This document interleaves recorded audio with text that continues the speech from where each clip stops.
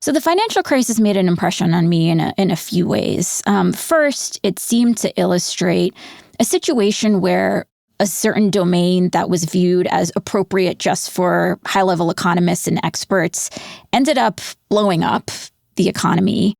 I think similarly, both the lead up to the financial crisis, but also its aftermath made a big impression on me in terms of showing what public accountability did or did not look like.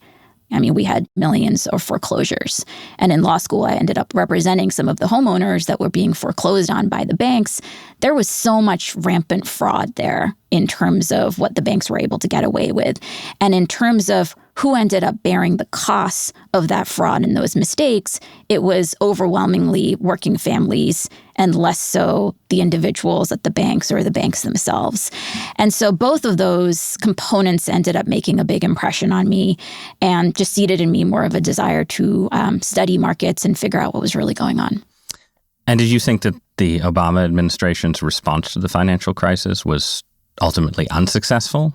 Because it seems like a certain amount of left populist perspectives on American life actually have their origins in that 2008 to 2010 period. And in this sense that maybe the Obama administration, in its desire to stabilize the economy, either let Wall Street get away with certain things that it shouldn't have, or, to your example about foreclosures, basically did too much for the big banks and not enough or even counterproductive things for ordinary homeowners, right? Is that, like, what's your perspective on looking back on the Obama years, or especially the first term?